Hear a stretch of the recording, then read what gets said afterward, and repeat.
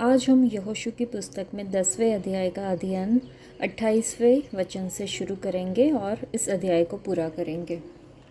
उसी दिन यहोशू ने मक्केदा को ले लिया और उसको तलवार से मारा और उसके राजा का सत्यानाश किया और जितने प्राणी उसमें थे उन सबों में से किसी को जीवित न छोड़ा।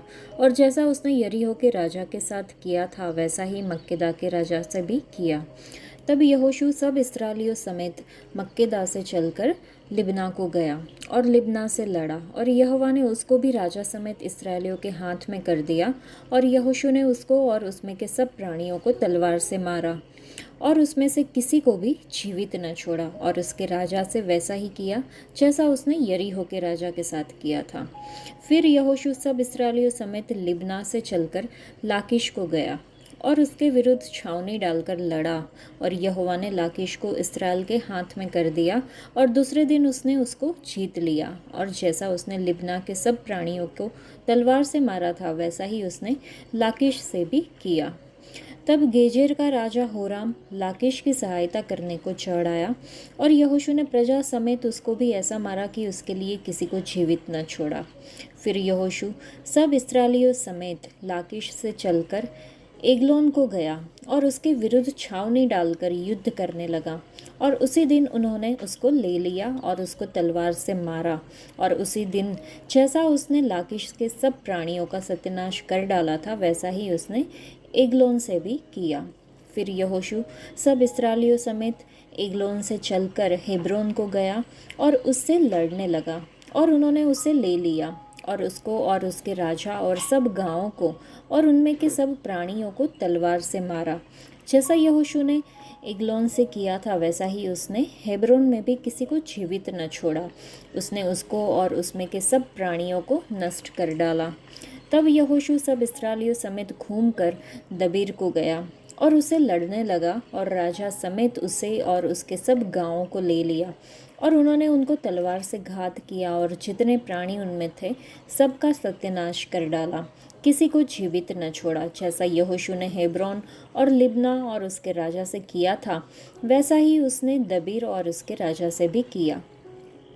इसी प्रकार यहोशू ने उस सारे देश को अर्थात पहाड़ी देश, दक्षिण देश, नीचे के देश और ढालू देश को उनके सब राजाओं समेत मारा और इस्राएल के परमेश्वर यहोवा की आज्ञा के अनुसार किसी को जीवित न छोड़ा, वरन जितने प्राणी थे सबों का सत्यानाश कर डाला। और यहोशू ने कादेश बरने से ले अज्जा तक और गिबोन तक के सारे गोशेन देश के लोगों को मारा। इन सब राजाओं को उनके देशों समेत यहोशू ने एक ही समय में ले लिया, क्योंकि इस्राएल का परमेश्वर यहोवा इस्राएलियों की ओर से लड़ता था। तब यहोशू सब इस्राएलियों समेत गिलगाल की छावनी में लौट आया। यह अध्याय एमोरियों के उन 5 राजाओं से शुरू होता है जो गिबोन पर हमला करने के लिए एकत्र हुए थे, जिन्होंने इस्राएल के बच्चों के साथ शांति की वाचा बांधी थी।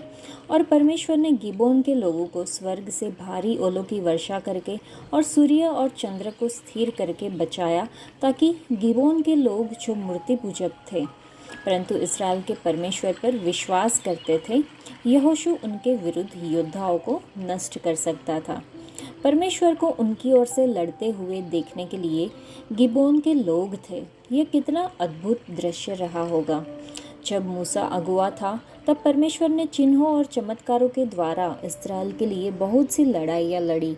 मूसा के बाद यहोशू इस्राएलियों का नेतृत्व कर रहा था। एक नेता की परवाह किए बिना परमेश्वर ने संकेतों और चमत्कारों के साथ इस्राएल के लिए लड़ाई लड़ी। परमेश्वर ने दक्षिण के 5 कनानी राजाओं को पराजित करने में यहोशू की सहायता की। यहोशू की प्रार्थना सुनकर परमेश्वर ने सूर्य को स्थिर करके दिन को लंबा करने का एक महान चमत्कार किया। कितना शक्तिशाली परमेश्वर है वह परमेश्वर जो इस्राएल के लिए लड़ा, अब हमारी आध्यात्मिक लड़ाई में हमारे लिए लड़ रहा है। परमेश्वर ने आदम को अपने स्वरूप में बनाया और उसे पृथ्वी पर हर चीज़ पर शासन करने का अधिकार दिया। हव्वा ने शैतान से धोखा खाया और आदम ने परमेश्वर की अवज्ञा की। पाप के कारण मानव जाति शापित हुई और पाप का परिणाम मृत्यु था। लेकिन क्योंकि परमेश्वर मनुष्य से प्रेम करते थे, इसलिए वह उन्हें खोना नहीं चाहते थे। शैतान और मानव जाति के बीच एक आध्यात्मिक युद्ध शुरू हुआ। परंतु परमेश्वर का धन्यवाद हो जो हमें हमारे प्रभु यीशु मसीह के द्वारा जयवंत कराते हैं।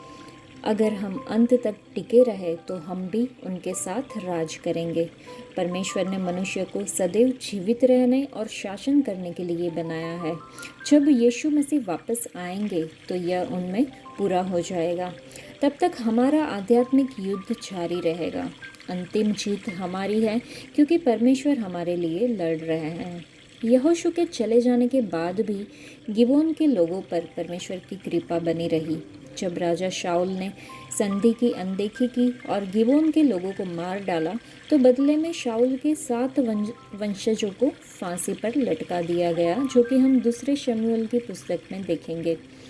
तो यदि आप प्रभु यीशु मसीह में अपना विश्वास रखते हैं और उन पर स्थिर रहते हैं तो उनकी कृपा आप पर हमेशा बनी रहेगी और आपको किसी भी स्थिति से उभरने में सक्षम बनाएगी। हम समझ सकते हैं कि यहोशू शायद डर गए थे क्योंकि वो 5 राजाओं के संग का सामना कर रहे थे, लेकिन परमेश्वर ने उसे अपने दुश्मनों का सामना करने की शक्ति दी। उस दिन के पहले या बाद में ऐसा कोई दिन नहीं हुआ जब यहोवा ने मनुष्य की आवाज़ सुनी, क्योंकि यहोवा इस्राएल के लिए लड़ा, ऐसा लिखा है। यहोशू और उसके लोगों को दक्षिणी कनान की विजय पूरी करने में मदद करने के लिए प्रकृति मूक गवाह के रूप में खड़ी रही। हमारे जीवन में भी हमें अपने शत्रु दुश्मन शैतान पर विजय पाने के लिए अपने प्रयासों, समय, बलिदान और प्रार्थनाओं की आवश्यकता है। परमेश्वर ने कहा कि उनमें से कोई भी तुम्हारे खिलाफ खड़ा नहीं हो सकता। उनका विश्वास बढ़ाने के लिए यह कितनी बड़ी गारंटी है।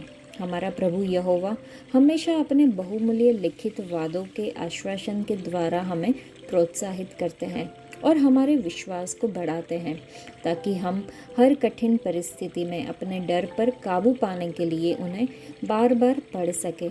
और उन्होंने हमें बाइबल के रूप में इस अनमोल खजाने को हमारे हाथों में दिया है। उनके पास हमारे लिए कितना बड़ा प्रेम है। वे परमेश्वर हमारे साथ है। वे हमारे झगड़े को बंद करा सकते हैं। वे हर धनुष को तोड़ देते हैं, हर भाले को काट देते हैं। वे रथों को आग से जला देते हैं। वे यहोवा निस्सी है। हमने देखा कि जिस दिन वह सृष्टि स्थिर हो गई, सूर्य और चंद्र स्थिर हो गए, तो क्या उन्हें सच में समझ आया कि उन्होंने क्या किया है? आज हम जानते हैं कि पूरा ब्रह्मांड सूर्य के चारों ओर घूमता है। इसलिए जब यहोशू ने परमेश्वर से सूर्य को स्थिर करने के लिए कहा तो वह परमेश्वर से सूर्य को उसके रास्ते में रोकने के लिए कह रहा था। और जब वह स्थिर हो गया तो पूरी सृष्टि स्थिर हो गई। न केवल गिबोन के आसपास का क्षेत्र, लेकिन संपूर्ण सृष्टि। यहोशू समझ गए कि क्या हुआ था, इसलिए इस अध्याय में लिखा है कि उस दिन के समान कोई दिन नहीं था, न उसके पहले न उसके बाद। यहोवा ने मनुष्य की आवाज़ सुनी, क्योंकि यहोवा इस्राएल के लिए लड़ा।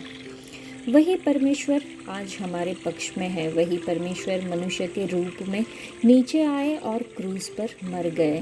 वही परमेश्वर मृतकों में से जी उठे और अब स्वर्ग में पिता के दाहिने हाथ पर बैठे हैं, हमारे लिए लड़ रहे हैं। वह अब भी चाहते हैं कि हम जीते।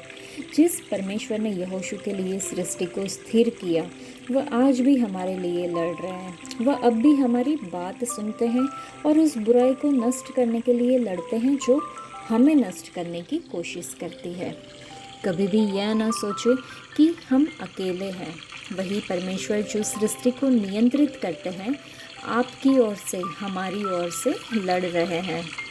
परमेश्वर के एक मास्टर प्लान के अनुसार मानव जाति के उद्धार के लिए परमेश्वर ने हमारे पापों के प्रायश्चित बलिदान के रूप में अपने पुत्र प्रभु यीशु मसीह को भेजा। यीशु को हमारे पापों के लिए मरने के लिए सौंप दिया गया और हमें न्यायोचित ठहराने के लिए पुनर्जीवित किया गया।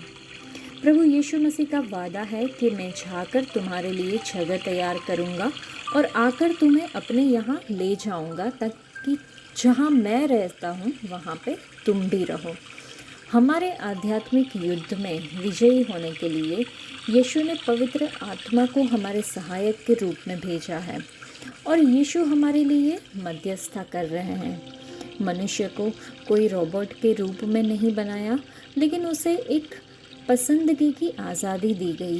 भले ही परमेश्वर ने अपनी भूमिका निभाई और अपने बच्चों को अनंत जीवन देने की प्रतीक्षा कर रहे हैं, फिर भी हमें भी अपने आध्यात्मिक युद्ध में विजयी होने के लिए अपनी भूमिका निभानी चाहिए। परमेश्वर हमारी सभी लड़ाइयों में हमारे साथ रहेंगे।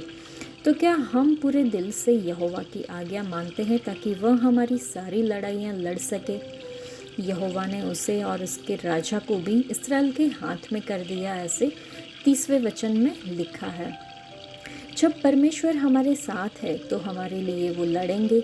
यहोशू ने परमेश्वर की शक्ति देखी और उसने यहोवा परमेश्वर की आज्ञा का पालन किया।